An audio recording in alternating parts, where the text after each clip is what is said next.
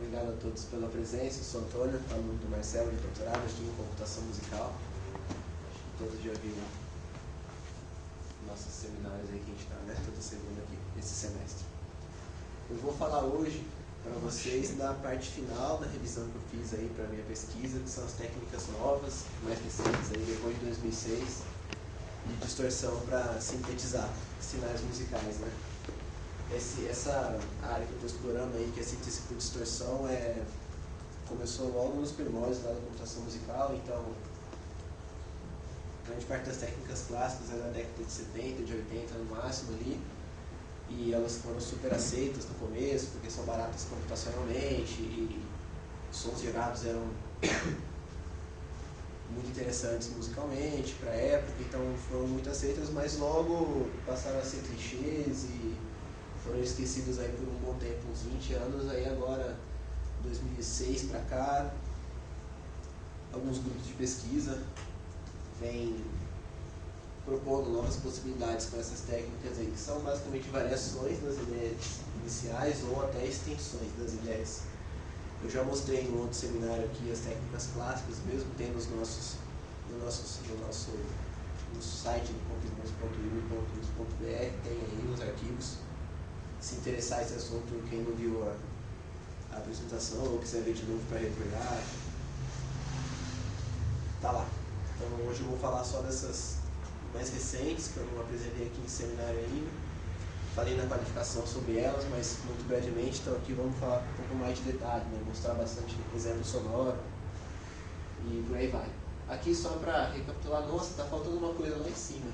Será que é de posicionamento? Difícil de mexer, né? Bom, só dá pra ver bem ruim aqui, mas também é só o cabeçalho, vocês não precisam ver. O controle todo dá, acho que tá legal. Então, só para recapitular, né, para aquecer uma contextualização, essa ideia de distorção nesse contexto está ligada com ou modulação ou moldagem de um sinal. O que você fez aí? Deu um tapa? Você mexeu aí? Não, eu ia empurrar só, mas vai. Tá. Então nesse contexto aqui, né, distorção, a gente está trabalhando ou com a modulação ou com a moldagem de um sinal. Né? Essa ideia da modulação é alterar algum parâmetro de um sinal a partir de outro sinal, ou então com realimentação da saída do processo, utilizar essa informação como entrada em alguma porta de entrada do sistema. Ou essa ideia de moldagem, que é essa conformação, né? Então a ideia de pegar um sinal lá que já está pronto e mexer nele. Então, ambos aí estão distorcendo a forma, né? Então tem essa ideia da mudança de forma, de aspecto, alteração de sentido, aí é o que significa a palavra distorção. Então, vamos tirar a imagem negativa que a gente tem na palavra distorção da cabeça e saber que ela pode ser utilizada com bastante controle e obtendo resultados bem interessantes. Então, uma revisão muito rápida.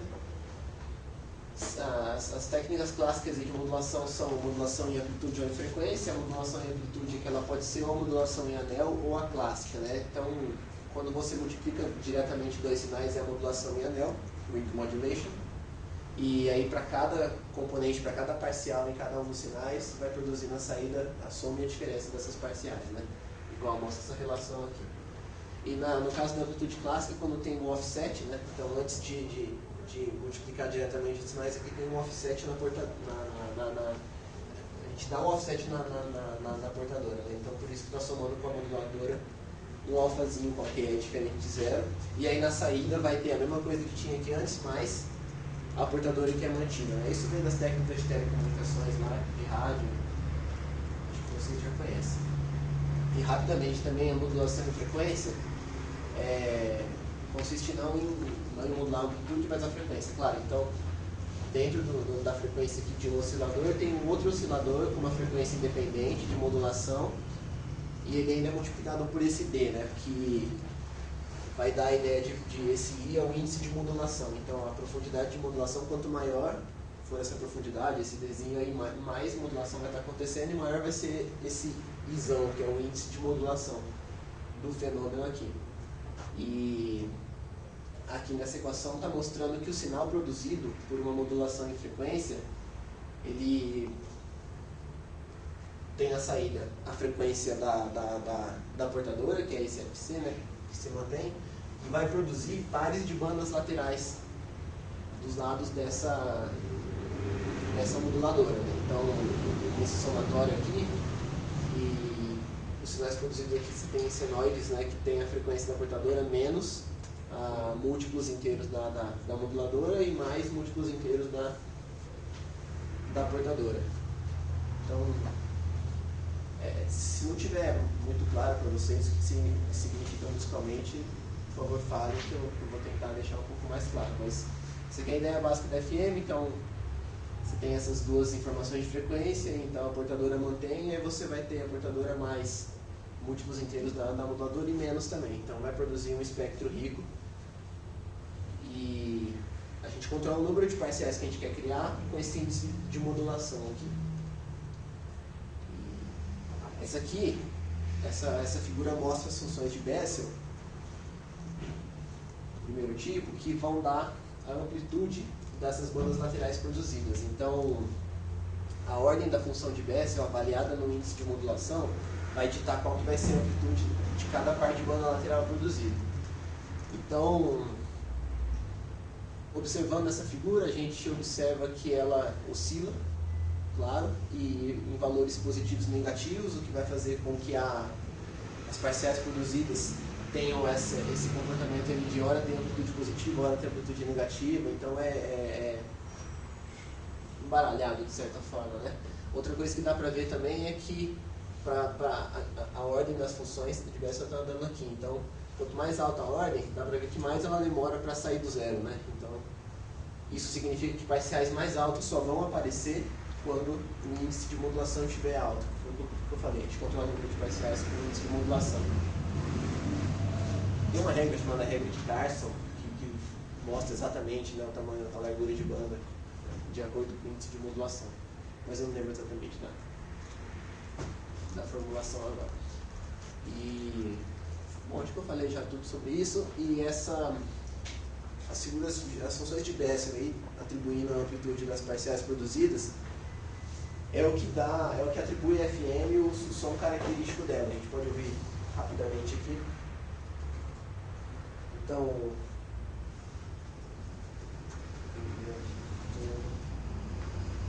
essa linguagem aqui é Chuck, vou colocar o fundo branco. Todo mundo, alguém que não conhece o Chuck, alguém não estava presente nos outros seminários que eu apresentei, que eu vou mostrar essa linguagem aí. No terminal, qualquer referências, né?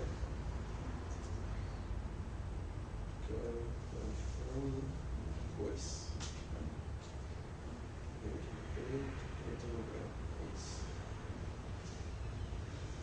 Bom, então tem essas duas senoides ali sendo instanciadas, né, que é a portadora e a moduladora, e aqui está acontecendo a modulação, né? Então isso aqui, essa modulação vai ser atribuída à frequência da portadora. E aí no caso tem essa thread, essa história que está fazendo uma nova thread que vai fazer uma variação, porque no caso de não ter a variação, então vamos comentar essa linha aqui.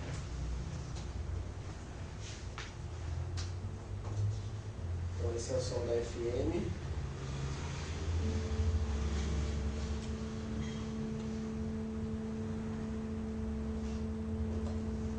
Que a princípio parece inofensivo, mas com um timbre dinâmico, ou seja, com um timbre variando, é muito contestado essa sonoridade da FM. Então dá esse som que não tem... Eu não quero usar a palavra natural, foi justamente uma das... Eu chamava isso de uma sonoridade não natural, mas é complicado falar dessa palavra natural. Então, esse som da FM ele não é bem comportado, não sei, difícil. Mas acho que vocês estão entendendo o que eu quero falar. Esse som ele tem atributos muito questionáveis musicalmente, principalmente quando você está preocupado em projetar sons que remetam aos instrumentos acústicos, né? A literatura, lá, os artigos do Lazzarini, ele usa essa palavra natural aí quando ele quer dizer sons de instrumentos acústicos. Você está preocupado com o natural para falar do não natural. E na realidade talvez, o sintético é uma palavra que não traria confusão, né? Né? Acho que é um som que o som é claramente sintético. Acho que é melhor, mas preciso pensar ainda como definir essas sonoridades aí. Mas tá, hoje não é a minha preocupação falar sobre isso. Então, essa é a modulação de frequência. E ainda na década de 80, então, portanto, ainda nas técnicas clássicas aí, tá separado isso, veio essa ideia de fazer a modulação de frequência com realimentação. Então, ao invés de utilizar um segundo oscilador para modular a frequência desse oscilador que a gente está ouvindo na saída, utilizar a própria saída do processo e fazer a modulação com essa informação. Então, do jeito que está aqui, esse xizinho que está entrando nesse... Esse aqui é o esquema do texto da patente mesmo, que foi apresentado em 81 por esse cara aí. Esse X é um gerador de fases, uma rampa, né? Ela vai de 0 a 1 para que uma tabela do oscilador possa ser lida ou uma função avaliada. Então, a essa informação de fase aqui é somada o que está saindo do processo e isso vai distorcer justamente essa leitura da fase, né? Essa leitura da tabela. Então, essa distorção vai produzir harmônicos no sinal. Então, aqui está a equação desse processo e o sinal produzido dessa maneira tem harmônicos da frequência fundamental da osciladora, do oscilador da portadora, né? E a amplitude ainda é dada pelas funções de Bessel, essas J que estão aqui mais. Antes, na FM convencional, vocês podem ver que ela era sempre avaliada no índice de modulação, que era um cara fixo. Aí agora, nessa ideia de modulação com realimentação, ele é avaliada sempre, esse beta é o fator de realimentação, a gente calcula quanto que a gente quer que volte do processo lá para distorcer a fase, mas o M entra aqui também. Então, isso concentra a leitura, as funções de Bessel, nessa região aqui, onde ela é menos problemática, não sei se é legal isso não, onde ela oscila menos, então ela é mais suave aqui, não sei. E isso faz com que o som seja menos problemático, menos sintético do que o da FM. Desculpem com essas palavras ainda, eu preciso refletir sobre elas. E especialmente no caso da vizinhança do beta próximo de 1, essa relação aqui é aproximadamente 1 sobre n, que é justamente a distribuição espectral da onda dente de serra, que é uma das ondas utilizadas na computação musical, na música eletrônica. Então a gente pode ouvir agora o som da FM com realimentação. Então eu acho que aqui ele está com o beta em 1 mesmo. Deixa eu ver. Sim, o beta está em 1. Então cai naquela relação lá que é aproximadamente 1 sobre n. A gente pode... A fundamental está em 500 Hz, aqui a gente pode ouvir também uma lente de serra só para comparar. Tá em 500 também. Então, essa é uma dente de serra original. E aqui então é a dente de serra produzida com essa técnica de modulação de frequência com realimentação. Então é bem parecido o timbre e é muito legal essa ideia de a partir de uma senoide você construir uma onda completamente diferente que é a dente de serra, de uma maneira muito barata. Então isso na época foi muito prestigiado, muito interessante. Hoje ainda faz sentido em alguns casos em que é interessante uma coisa de custo computacional barato, talvez não nesse computador aqui, mas em outros cenários pode ser interessante. E esse beta a gente controla o tanto de realimentação, então dá para editar aqui rapidinho. Ao invés de 1, por exemplo, colocar, sei lá, 0,4 de realimentação.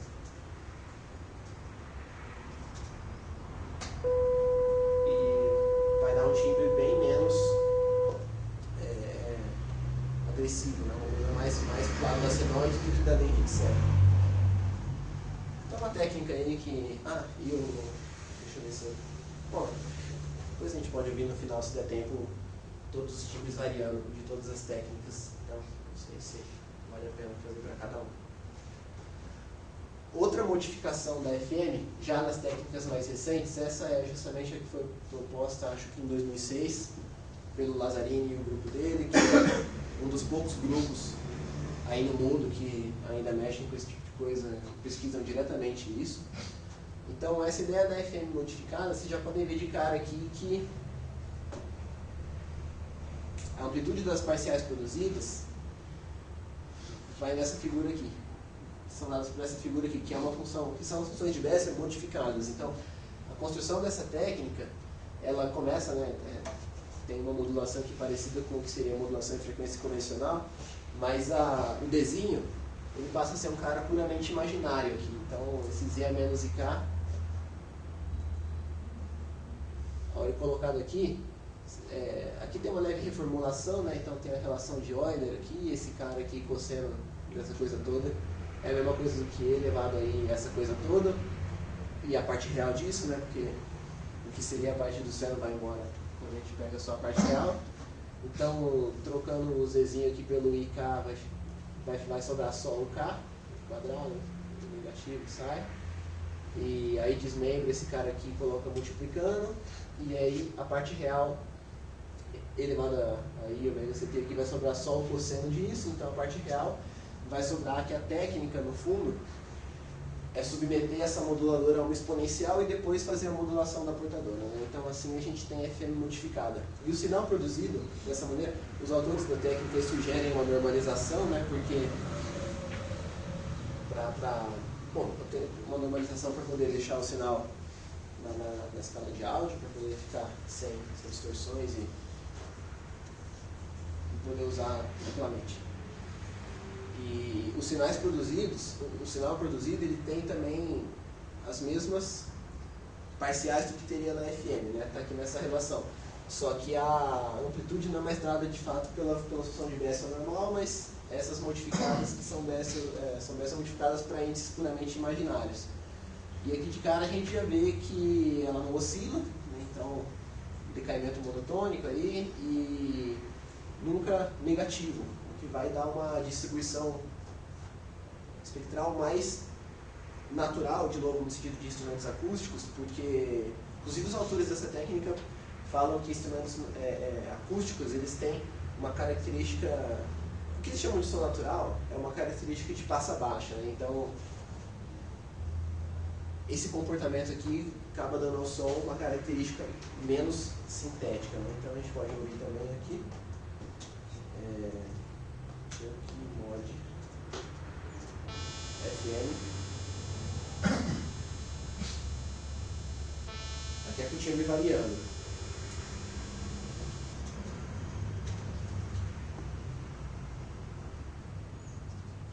Sem o timbre variando agora. Então, de novo, né, quando o som é estático, nenhuma delas tem muito problema, mas quando varia, pode ficar perigoso. Então, assim, vou colocar da FM para variar também, para a gente sentir a diferença. Acho que já está editado, né? Então, essa é a FM variando.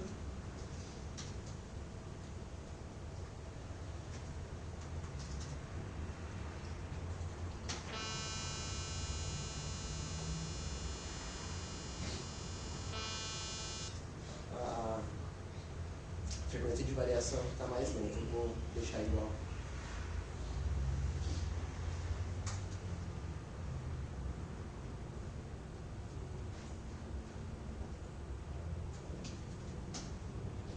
Está variando com 0,7. Para 0,2.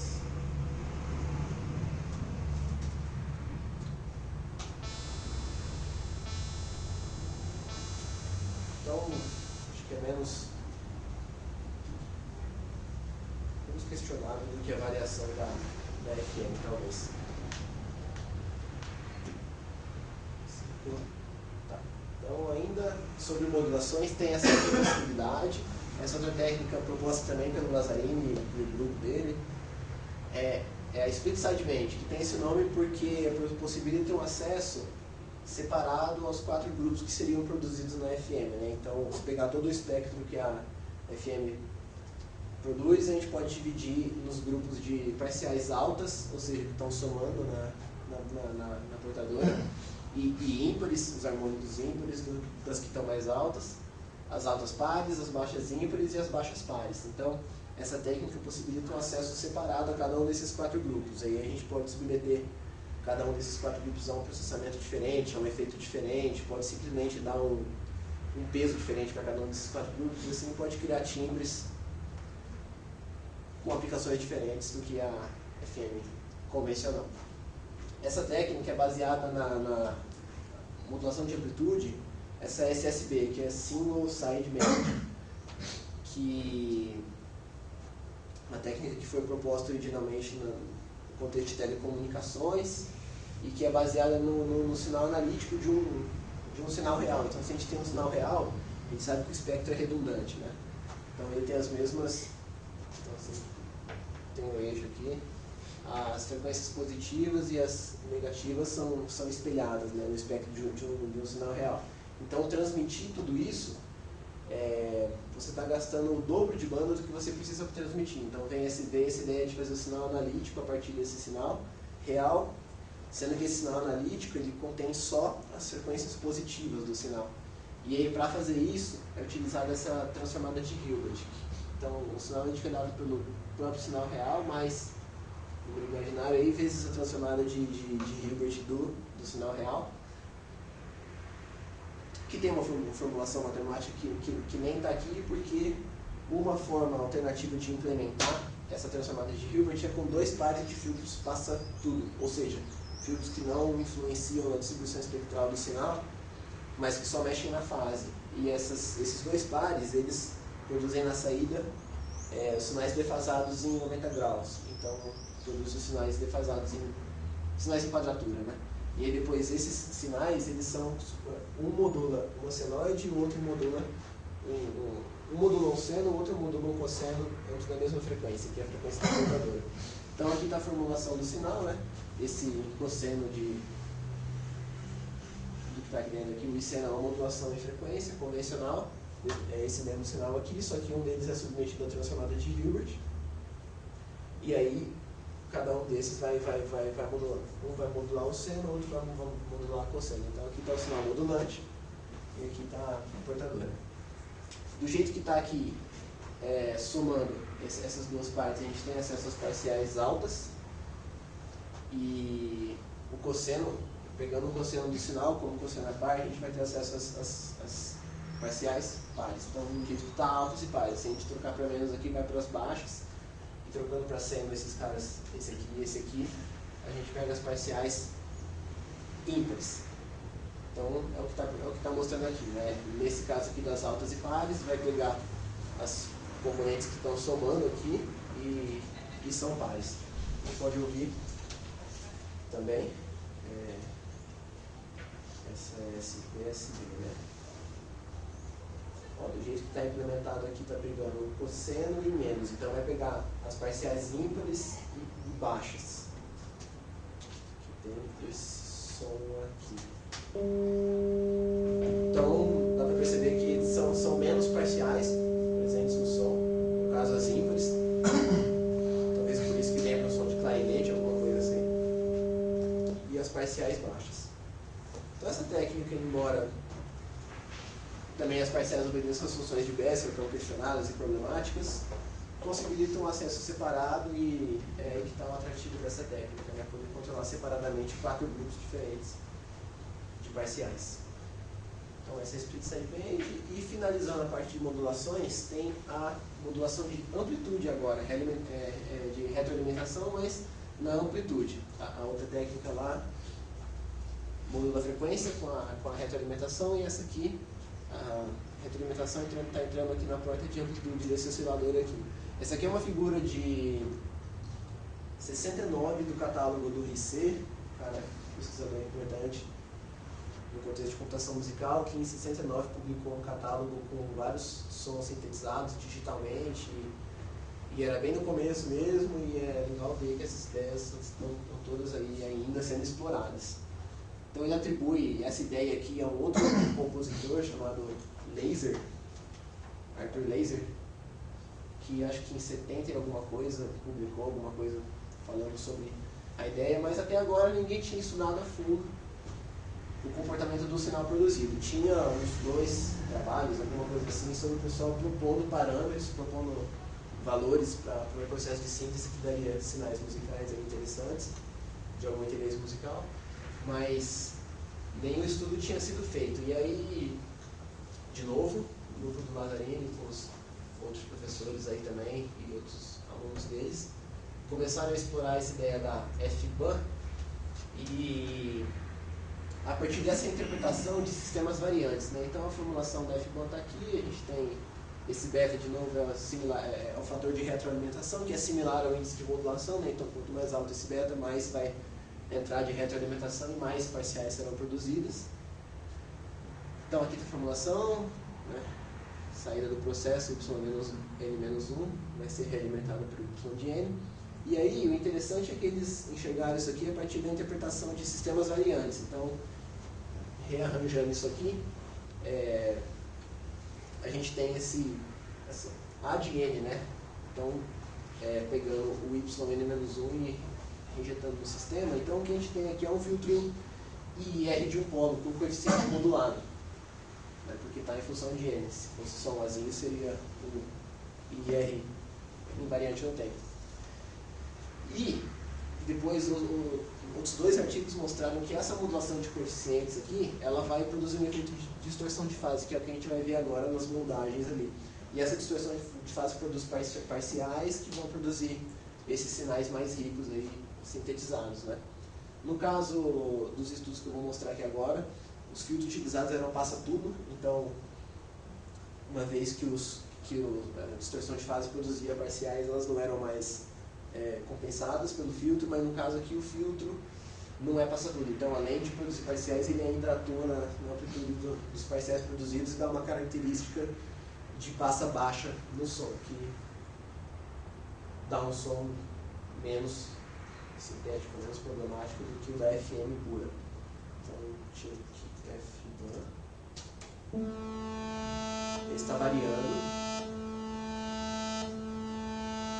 Acho que é a mesma frequência que os outros. Sim, 0,7. São os valores que mudam aqui. E agora sem variar. Então tá aí, de novo, sempre lembrando que a gente está utilizando uma única senoide de entrada e ela está sendo distorcida de alguma maneira, ou modulada ou moldada, que são as técnicas que eu vou mostrar agora. E isso está produzindo um sinal mais rico na saída. Então, além de barato computacionalmente, é interessante a matemática da coisa, né? Muito elegante. Bom, então foram as partes de... Falei as técnicas de modulações, agora eu vou falar as de moldagens. Então, o wave shaping, como é normalmente chamado, essa ideia de composições de funções aí para distorcer uma forma de onda, distorcer um sinal, né? E sabendo que a gente mudando a forma, muda o aspecto, muda o espectro e possivelmente o timbre de um sinal. Essa aqui é outra figura que tem no catálogo do BBC lá de 69, que ele submeteu uma senoide a esse processo aqui não linear e assim alterou o timbre da senoide. A gente pode ouvir, eu tenho esse exemplo do catálogo do BBC aí.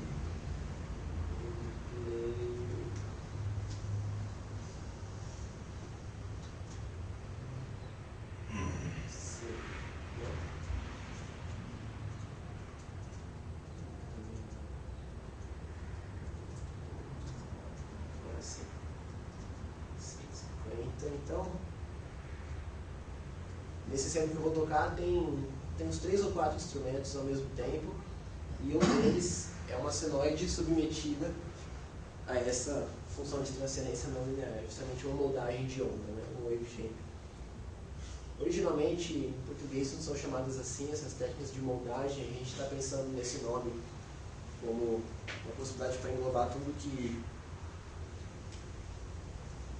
shape, né? Tudo que molda de alguma maneira ou a fase ou o sinal em si diretamente. Se alguém tiver um nome melhor, vamos discutir. Então aqui está o exemplo do RC.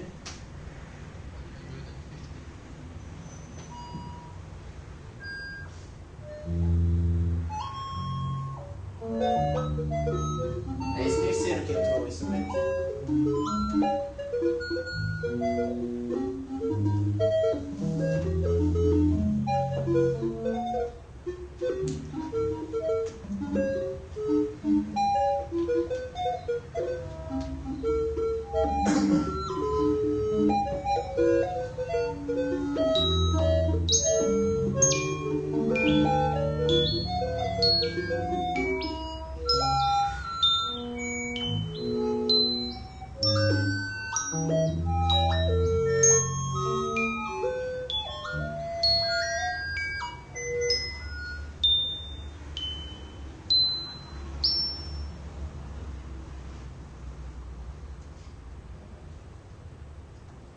Então tá aí, Computer Music clássica mesmo, né?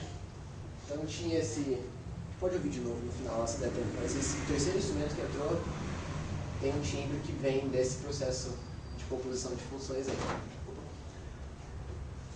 Bom, tradicionalmente, a maneira para projetar funções moldadoras é por meio de polinômios de Chebyshev. Então a gente tem essa propriedade mágica deles aqui, que se a gente pegar um polinômio do primeiro tipo, de ordem K, e alimentar ele com cosseno com essa frequência aqui, vai sair o késimo harmônico desse cara aqui. Então o cosseno de resultado tem que ter amplitude unitária de pico, né? Então, se não obedecer a essa coisa de amplitude unitária, não vai ser tão bonitinha, não vai funcionar essa propriedade aqui. Mas isso possibilita que com uma soma com os pesos que o compositor queira aí, dos polinômios de Chebyshev e alimentando com essa senoide, você possa criar, de novo, de maneira muito barata computacionalmente, um espectro super rico, tão rico quanto o compositor queira, né? Só somar polinômios de Chebyshev. Então, esse é o wave shaping, a forma clássica, né? E outra técnica clássica de moldagem é não o phase shape, o wave shape, mas o phase shape. Então é essa ideia de moldar a fase de um processo de síntese. Então aqui a gente tem uma fase, um gerador de fase convencional, né, uma rampinha de 0 a 1, e a técnica de moldagem de fase, ela introduz um ponto de inflexão aqui que vai puxar essa reta que seria subindo bonitinho de 0 a 1, ela vai subir mais rápido até a metade, depois mais lentamente até o final. Então o que era para ser lido como um cosseno, se lido normalmente com essa fase convencional, passa a ser uma aproximação de uma dente de serra quando lida com essa fase distorcida, por isso distorção de fase é o nome. Aqui nesse gráfico está mostrando com as bolinhas o espectro da dente de serra ideal e com os spikes aqui está mostrando o espectro mesmo do sinal produzido dessa maneira. A gente pode ouvir, vai ver que é bem parecido. Então a gente chama aqui phase dist.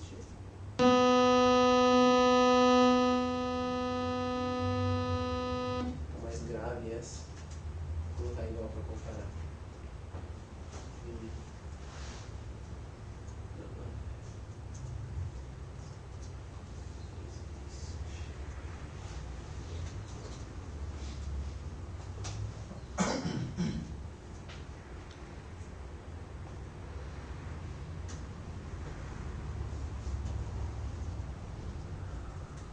Faz isso, né?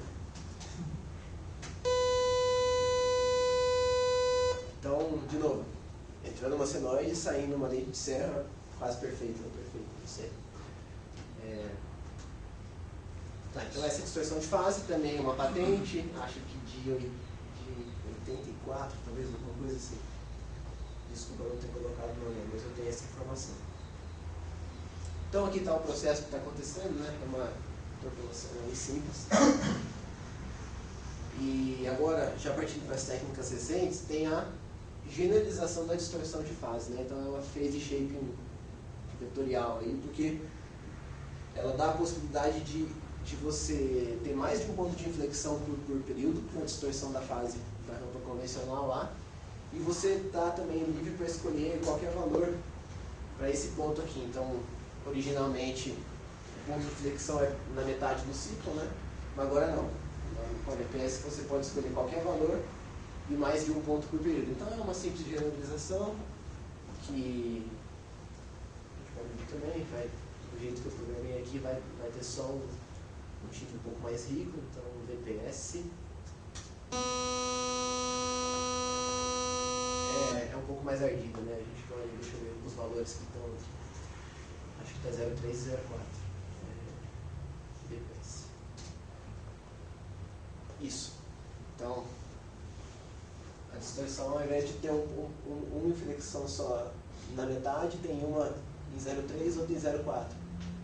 E a primeira chega no 0,05 do período e a outra no 0,15 do período. Então, é uma generalização. No artigo, eles ainda mostram possibilidades de modular esses pontos e,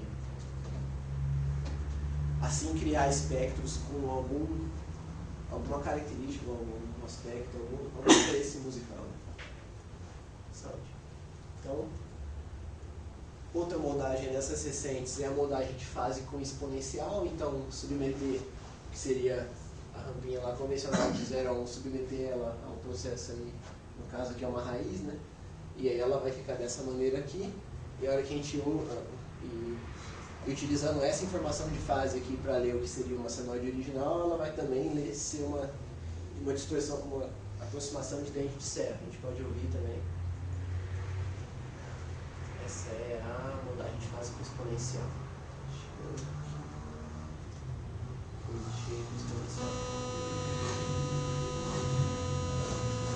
Também tem um harmônico mais baixo. Não precisou mudar lá, né? Então, de novo, entre uma senoide sai uma aproximação de dente de serra. Por mais que pareça tudo mais o mesmo, são possibilidades, diferentes técnicas matemáticas para chegar nisso aí. Então, a partir dessas várias técnicas, dá para pensar em alterações, em adaptações que vão produzir sinais aí, timbres diferentes da dente de serra e com outras possibilidades. É legal pensar sobre isso.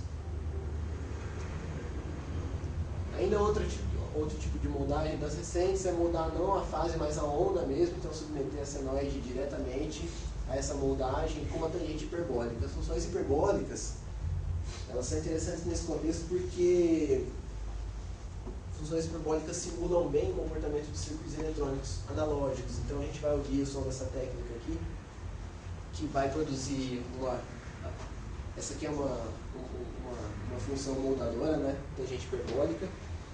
Então vai produzir quase uma onda quadrada, mas é interessante que vocês percebam como ela tem uma sonoridade que lembra os sintetizadores analógicos. Não sei se vocês todos conhecem aí, mas vocês vão ver que ela tem um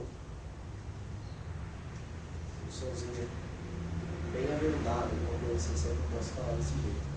Então essa aqui é a tangente hiperbólica. Tangente. Não, só tangente.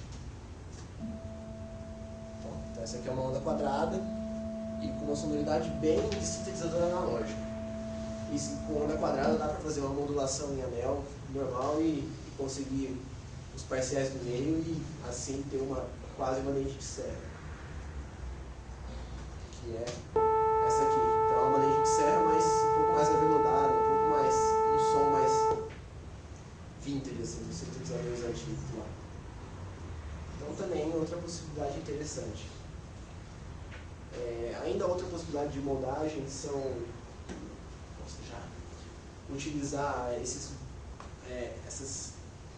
moduladores encadeados, né? Então essa ideia de pegar operações matemáticas simples, mas combinar elas, fazer uma cadeia grande e assim alterar a fase do sinal que vai ser utilizado para leitura de uma tabela ou avaliação de uma função. Então nesse caso aqui, por exemplo, dá um ganho, então o que seria a fase convencional de 0 a 1, você dá um ganho nela, ela vai passar de 1 e depois pega um módulo disso, né? Um módulo nesse sentido aqui, no sentido de wrap, né? Então, utilizando isso aqui depois para ler uma função senoidal, você vai produzir períodos descontínuos, né? Porque a leitura aqui é bonitinha, depois na hora que começa de novo, no meio desse ciclo aqui você tem uma quebra. Então, essas descontinuidades vão produzir parciais no sinal. Às vezes isso pode ser perigoso porque produz aliasing, né, que é essa ideia de você produzir parciais acima daquelas que o seu sistema digital pode representar sem distorção. Então,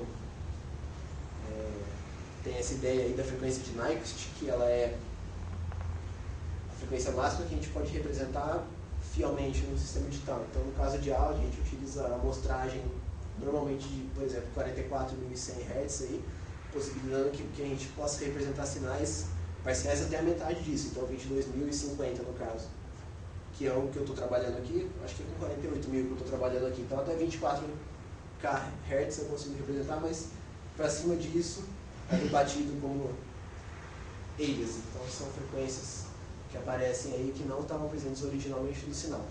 Essas são algumas possibilidades que os autores apresentam, é de um aluno do Lazzarini esse trabalho aqui, mas também outros professores de outros trabalham aqui.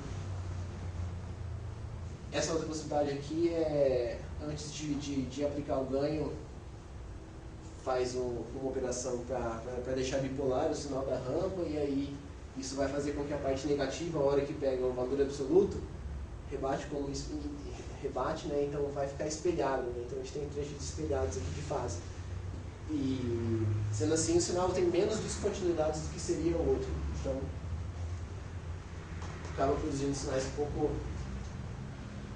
menos ricos em parciais, mas também interessantes. E tem essa outra possibilidade, essa de baixo, que está representada aqui, que é essa ideia de introduzir pequenos ripples, né, tem um nome para isso, pequenas oscilações dentro do próprio sinal original mesmo. E a Roland, que é uma empresa de sintetizadores, aí, de várias coisas de música eletrônica, eu tive presente em um workshop deles e eles apresentaram essa ideia de essas novas ondas aqui, que são remodelagens das ondas clássicas, né? Essa aqui então seria a super só, né? A super onda dente de serra, que tem algumas distorções assim, acaba tendo um timbre um pouco mais ardido, um pouco mais rico, a gente pode ouvir aqui. Deixa eu ver se tem. Aquele gráfico é forma de onda mesmo, não é a fase que vai alimentar uma leitura de tabela, né? Esse aqui é a fase. Esse aqui é a fase. Essa oscilação é senoidal? Não, essa aqui é a fase. E depois disso aqui vai ser... Essa oscilação da dente de serra é senoidal? Não. Ela vem com esse Mzinho bem pequeno aqui nesse processo de pegar o módulo. Então, todos os pequenos ripples seriam um mini dente de serras aqui, ó. Na dente de serra, uma coisa meio fractal, não sei. Bom, tá aqui, né? O processo é esse aqui. Então, com esse M bem pequenininho, a fase somada disso aqui, então vai ficar, a fase no final vai ser 2xn menos esse cara aqui, eu acho. Então fica desse jeito. A hora que submete essa fase distorcida para a leitura do cosseno vai dar uma... Porque se esses ripples fossem senoidais, isso é exatamente a modulação em fase, que é a modulação em frequência. Sim. Não, mas A única diferença é que você não está variando senoidalmente. Entendi. Não, mas eu acho que, pensando aqui também, o que eu falei da super dente de serra lá, eu acho que confundiu todo mundo, inclusive eu. O que eu quis dizer foi que o que eles disseram lá é que vem de um processo parecido com esse, a geração da super dente de serra. E isso aqui está sendo utilizado para produzir tipo uma super senoide, alguma coisa parecida com assim. Mas esse aí que você falou, agora eu vou depois pensar melhor nisso. Bom, então aqui são, a gente pode ouvir também. Deixa eu ver qual que eu tenho já aqui. FRAC Período, deve ser.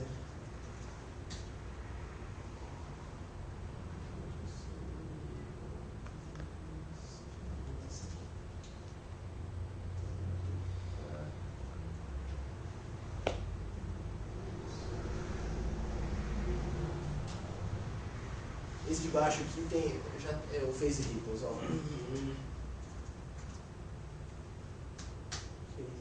É esse cara aqui. Então tem o módulo, né, essa funçãozinha implementada ali embaixo, e isso vai ser utilizado para distorcer a fase. E isso vai dar esse som aqui.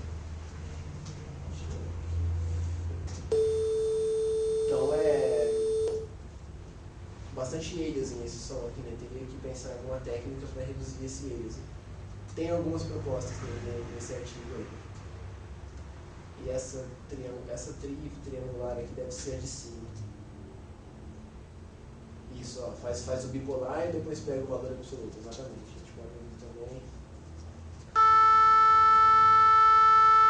Então isso é esse cara aqui, ó.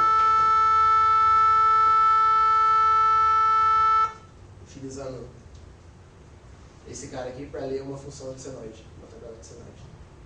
Tá. Outra possibilidade, então, de técnica recente que apareceu é essa ideia de hard sync, sincronização dura de sinais, né?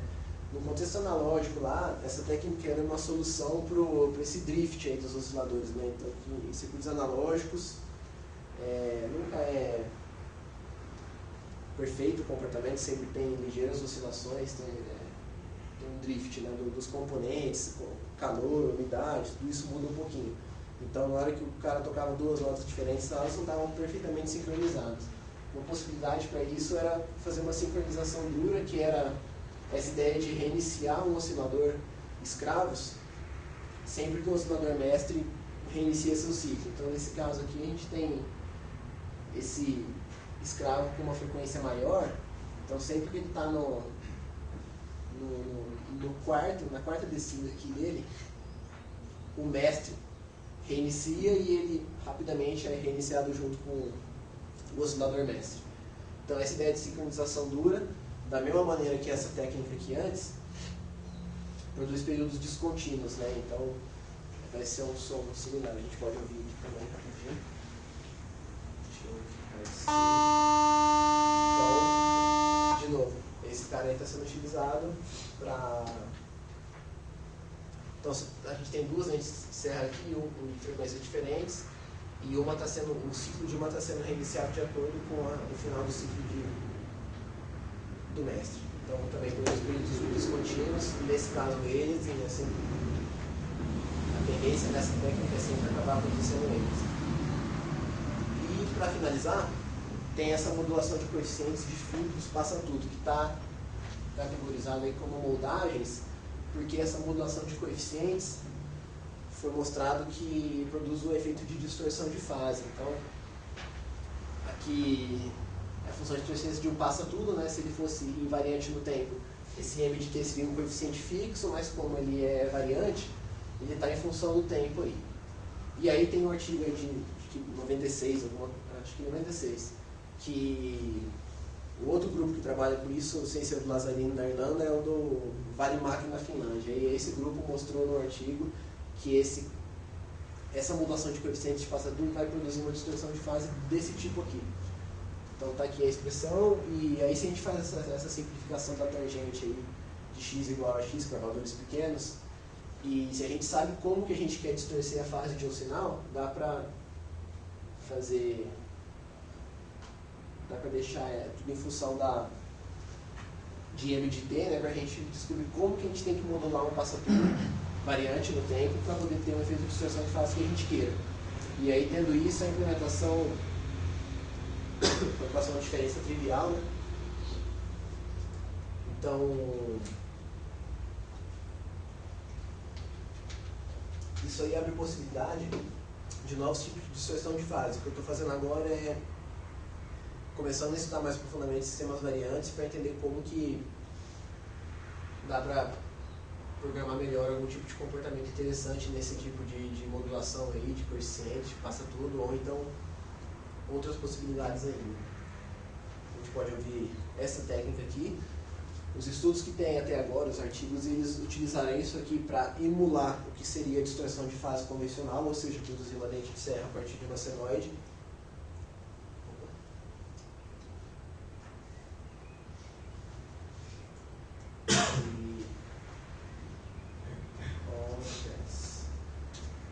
Então está aqui, a gente tinha que fazer exatamente aquilo que está no slide, a gente pode ouvir.